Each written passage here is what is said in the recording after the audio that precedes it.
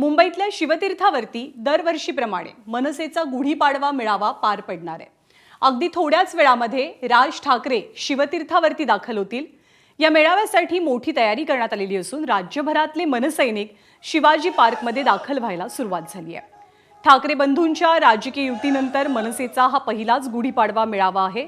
त्यामुळे युतीबाबत राज ठाकरे भविष्यातल्या युतीबाबत राज ठाकरे काय भाष्य करणार हे पाहणं महत्त्वाचं असेल।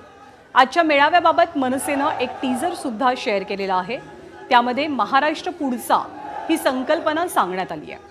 पुढच्या वर्षभरात कोणती मोठी निवडणूक नाहीये, त्यामुळे पक्षाच्या धोरणाबाबत आणि पक्ष बांधणी संदर्भात राज ठाकरे कार्यकर्त्यांना कोणतं कानमंत्र देणार हे पाहणंही महत्त्वाचं असेल।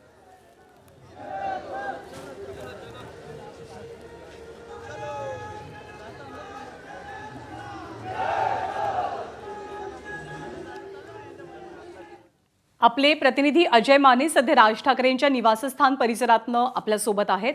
आपण थेट अजयकडे जाऊयात आणि आत्ताची तिथली स्थिती काय जाणून घेऊयात। अजय, थोड्याच वेळात या मेळाव्याला सुरुवात होणार आहे, पण उत्सुकता असेल ती अर्थातच राज ठाकरेंच्या भाषणाची। काय बोलतील याचा काही अंदाज आहे का आणि मनसैनिकांमध्ये जल्लोष किती दिसतोय?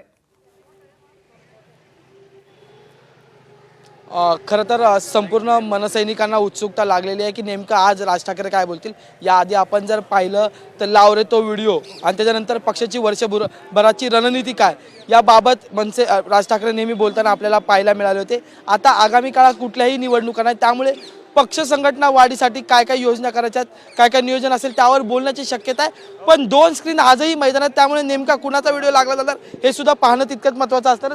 काही मनसैनिक ह्या ठिकाणी आहेत, कुठून आलेला आहात आणि काय साहेब बोलतील, काय उत्सुकता आहे? आम्ही नाशिकवरून आहोत आणि आमचं म्हणणं एवढंच आहे, म्हणजे आमचं महाराष्ट्राला सांगणं आहे की साहेबांसारखा नेता ह्या महाराष्ट्राला लाभणार नाही।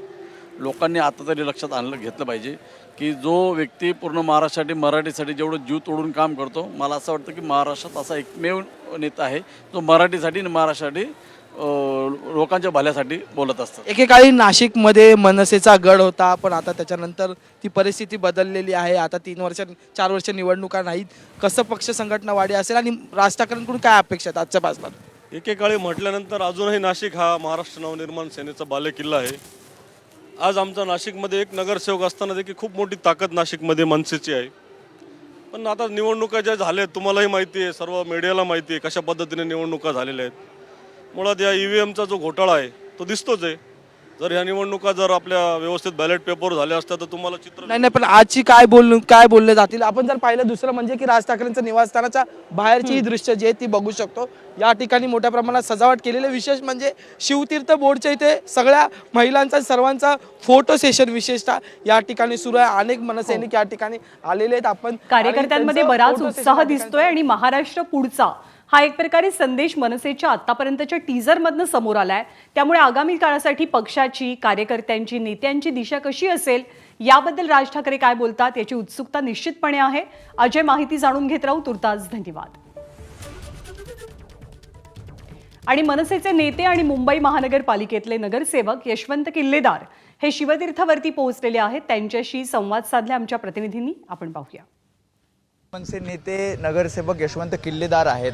अपेक्षा म्हणजे हा दरवर्षीप्रमाणे होणारा पाडवा मेळावा आहे, तो नेहमीच त्याची तयारी देखील आमची जय्यत असते। गर्दी कार्यकर्त्यांची, मनसैनिकांची, नागरिकांची मोठ्या प्रमाणात होत असते।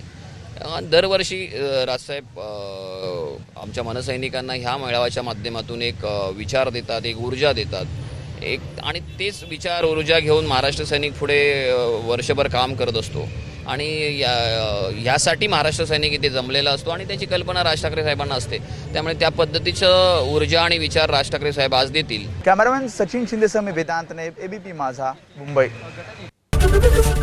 ABP माझा, उघडा डोळे बघा नीट।